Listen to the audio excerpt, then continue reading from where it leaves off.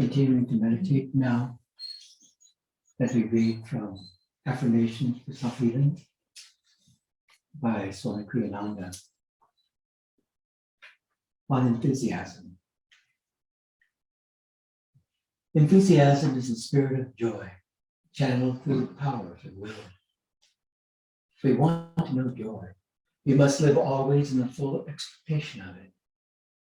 Not even earthly happiness can come to those who demand it glumly or who work for it, their eyes to the ground. To achieve happiness, one must work with happiness. To achieve divine joy, one must be keenly enthusiastic in everything one does. Never presume. Never brush aside that subtle feeling of doubt, which attends false emotional enthusiasm. Try always to let God's joy express itself through you. Thus, your enthusiasm will grow eventually to become His joy. Let's affirm together. In everything I do, my enthusiasm soars to embrace infinity. My enthusiasm soars to embrace infinity. Everything I do, my enthusiasm soars to embrace infinity. My enthusiasm soars to embrace infinity. Quieter in everything I do. My enthusiasm soars to embrace infinity. My enthusiasm soars to embrace infinity. And whispering in everything I do. My enthusiasm soars to embrace infinity. And silently, in everything I do, my enthusiasm soars to embrace infinity. And please pray silently with me. O perfect bliss, guide me, that I express thee through my every feeling. May my enthusiasm be a channel for thy joy. Om Shanti. Okay, Whispers from Eternity entitled, Demand to be Fed with the Cosmic Rays. I entered my temple of silence, seated with a straight spine. I switched off the dazzling, diverting light of energy emanating my sight, hearing, smell, taste, and touch. I commanded my breath to cease its cleansing work in the body and make no noise. I ordered my heart to suspend its dictatorship over my myriad body cells, forcing them to eat the blood it sends to them. I sat still and listened. Then, Mother, I heard the soft approach of thy footsteps. Thou didst come, bearing an overflowing chalice of life-sustaining spiritual rays. Sustain me evermore, O Divine Mother, with thy rays of light giving light. The heart, cells, brains, and thoughts of this body, thy body, not mine, will waste no longer with decay. Lo, they are now immortal, with thy everlasting life. And from the essence of self-realization, drawn from the title, The Need for a Guru. The labyrinth in Greek mythology was so intricate that no one once inside it had ever been able to find his way out again. Theseus, however, succeeded. What he did was carry a spool of twine with him and unwind it as he entered the maze. By following the string back, he found his way once more into the open. The Guru is like that length of twine. He doesn't have to be there at every turn to tell you what to do. Even mental attunement with him will suffice. You will know through your attunement whether the choices you contemplate are right for you or wrong. Will we in the States and of course other parts of the world continue to be grateful to you all for loaning Yogananda to us? 30 years from 1920, until his passing in 52. And when he came to India, because he was only able to come only once in the mid-30s,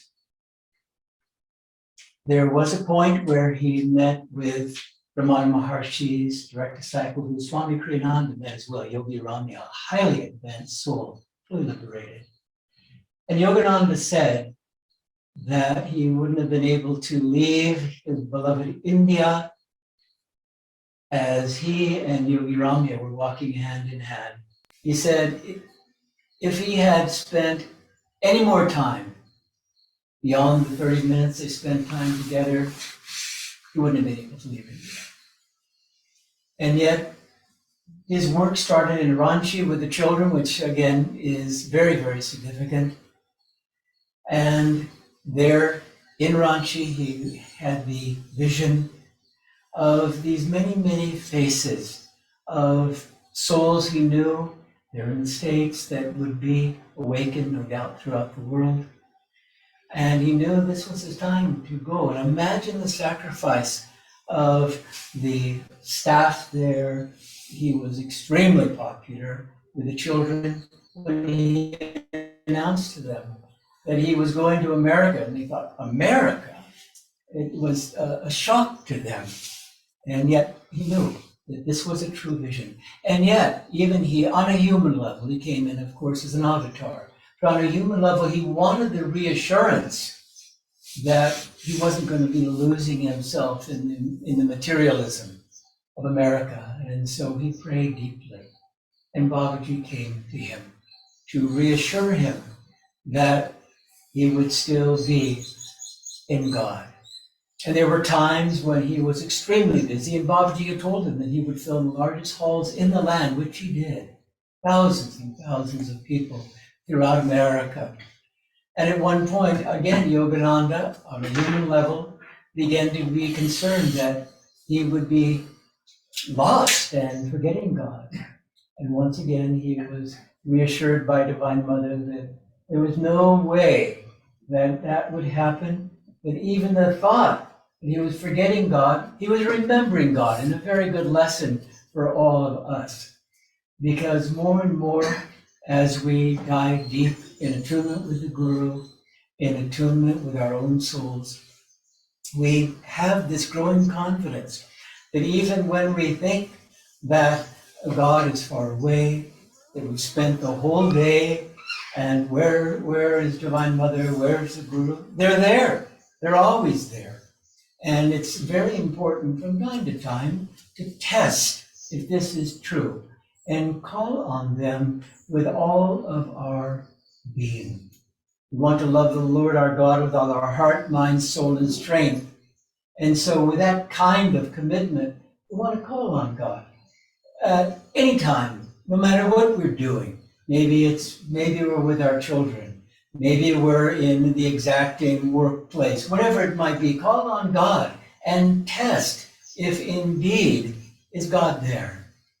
And we find again and again, yes, absolutely. And we know the outcome of that soul call with that concentration and with that depth of sincerity. We know that, of course, God is there. God couldn't be any closer than within our own hearts. And a wonderful exercise, which I love to do, is to, again, as we have read, all of Krishna's soldiers are like Krishna. If you want to test if, again, these great masters are on vacation, neglecting us, all of that, which of course is pure nonsense, then at a place like this, at a place where you find yourself happily with disciples and with spiritual aspirants, you will see that God and Guru are peeping through their eyes and face, and that gives us that reassurance and that confidence that they're not only within our hearts, but as we expand our consciousness, which of course is the spiritual path, we find more and more, there's God right there. And we don't have to be thinking in terms of separation. Separation, what does it do? It just takes our attunement away. More and more we have to, and it's why Yogananda highly recommended that we memorize his poem Samadhi. And even a portion of that poem in memorizing will be very, very powerful for us in order to always keep in mind this very fascinating dynamic where we are both yearning for God, but at the same time, why? Because we're already there. And there will come that time where we will be free of this experience and know that Divine Mother was always with us. And so we need to start that exercise right now, knowing that the Guru is there for us at every crossroads, which of course is every moment. And it's good to test God and Guru. They test us all the time. It's only fair game that we would test them. Are you really with me now? I'm going through a trial. Are you really here? And you will find again and again, yes, they are here. One time Yogananda, because he was getting exasperated by the demands of building the work here, I should say in America, and then of course throughout the world as well. And at one point, he walked out into the desert and he was forced back by Divine Mother, again with the reassurance that he wasn't losing God through this intensity of service. He said, don't even try to keep up with me. You'll burn up. 19 hours a day he was working. He said, don't try, because we're not ready at this point. We're bit by bit preparing for the liberating shock of omnipresence, preparing our nerves, preparing the passageway, freeing ourselves of our karma. Even Dr. Lewis, highly advanced soul, who Master was able to show the 1,000-petal lotus and other experiences. When Dr. Lewis at one point, with this intense desire to experience samadhi, backed Yogananda into a corner and demanded the state. And so Yogananda thought, well, he appreciated the gesture, but he said with great power, could you take it if I gave it to you? Dr. Lewis said, went automatically down, no sir. So on one level, we have to appreciate that we're already there. We're with the Guru. He's lodged in our heart 24/7. They don't sleep. Gurus don't sleep. God doesn't sleep. Even when we're sleeping, we're in God, as Yogananda talked about. Even that can give us that reassurance that we need. But we have to be real with ourselves. The other day, someone was asking the question, I'm new on the path, and so could you help me with signs of spiritual progress? And you've been on the path for a long time and so forth. Maybe you could help in this regard. And I said, something. What I've come to? I've come to a place where I feel it's a miracle still to be on the spiritual path. That's all. When one takes stock of what's happening inwardly and freeing up of our karma and all the things that we face and all of the experiences that we have in our environment, and with growing appreciation, I just think, why do I need to know where I am spiritually? All I have to ask is, am I still on the spiritual path? And that's true for all of us.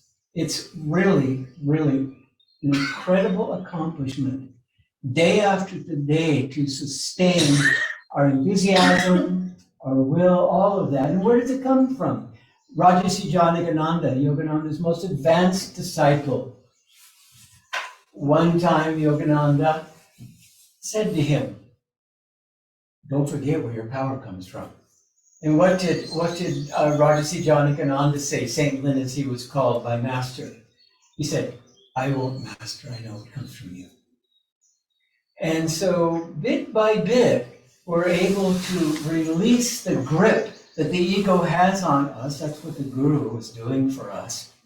Again, as one of my friends said, really the spiritual path is quite easy. We're just trying to reclaim 6 inches of real estate.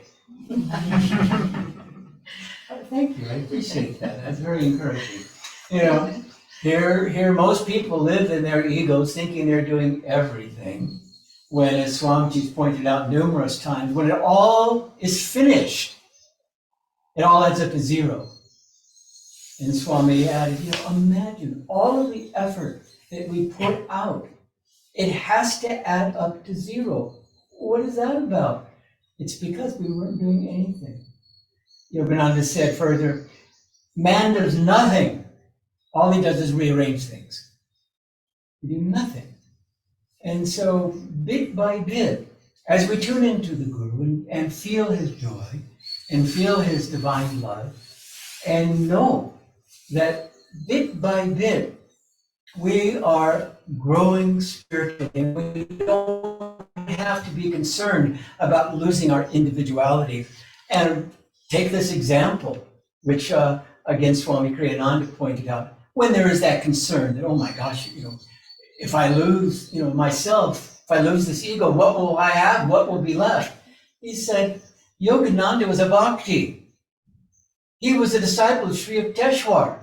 Sri Yukteswar was a jnani and very stern, as Hare Krishna Ghosh shared with us. He said Sri Yukteswar used to come to Fort Gopal Road in Kolkata very, very often. And he said when he did, we were all on the alert. Yogananda didn't become Sri Yukteswar in terms of his personality. They all drink from the same fountain of joy and love. That is a given. But in terms of personality, he became more Yogananda in Sri Yukteswar's presence over that decade. He became more who he was. And that's why I love the image of the sculptor, the master sculptor, and the student comes up and says, how are you making this incredible figure, this elephant? And the master sculptor says, it's easy. All I do is I chip everything away. That's not the elephant. And so for us, because, again, as Yogananda said, we're so skillful in our ignorance, we need to put that aside again and again, anything that complicates our life, anything that divides us from one another. And keep in mind, all we're trying to do is chisel away everything that is not us. And that's why a disciplined mind is the very, very important thing on the spiritual path. To discipline our mind, then we become happy because we challenge the thoughts that come in and say, excuse me, are you here to help? You're a worry thought. You're a fear thought. You're an angry thought. Are you here to help? You will find again and again they'll run away or look down shamefaced because they're not here to help. They're here to test us. So in that way, maybe they're here to help. But more and more, all we want in our hearts and minds is those thoughts that are pure. It speaks of higher consciousness. And so, Master and these great ones that abound in India now and over the centuries, they know what we're going through. Again, the astonishing statement from Master. I remember he said, when I was a diamond, meditate on that. That speaks of him being at it a long time, because even after that experience, it's 5 to 8 million lives in the animal state until we reach the human state. What is this all about? With a smile, inwardly and outwardly perhaps, we can say, something, Divine Mother really loves her tricks. She just does. And she loves to use us as her channels for these treks. And they last a while. But we can be comforted in that time and space, our illusion. And so even though we think at times that God is so far away, we have to remind ourselves, oh, that's not the case. That's not the case at all. If the gurus were not available for us, if Yogananda himself said, I'll come back 1 trillion times if necessary, even for one, if that weren't the case, if that commitment was not there, I really don't think we'd ever get out of here. Because even Yogananda said, when someone said, in higher yugas, the Satya Yuga, do we reincarnate at the same planet? He says, oh, no, there's many planets to incarnate in, and besides, if you incarnate at the same planet, we find out too fast. Oh my God. So you wonder, is Divine Mother pulling us in, or is she pushing us away? Well, we needn't be confused by that, because really, in this dream, ultimately, that is not even a factor. Because at all times, when we awake from the dream, we will find that it was all God. And so the greatest treasure in this world is to have a guru. Because the guru is awake. And he looks at us, and he's not fooled by a moment, by who we are, what we think we are, whatever. He sees exactly who we are, pure light, but with the loose ends of a little bit of karma. One time, a disciple was there when Master was scolding another disciple. And so the disciple was just astonished. I mean, what kind of behavior is this? And Master, catching that thought, because of course they know all thoughts of their disciples and everyone for that matter, he said, I want you to know, I never get angry. He was in the middle of this, tirade seemingly, in order to find some way to change this disciple that needed this force of energy. He says, I want you to know I never get angry. I just have a fiery nature. And so the joy of meditating on the Master, the joy of meditating on these great ones, so many lessons come. And Swami Kriyananda said, I have spent my entire life even meditating on various gestures of the Master. Now that's subtle. Just a little glance, perhaps, in order to deepen that attunement. And of course, attunement is what it's all about. And so, happy Master's birthday.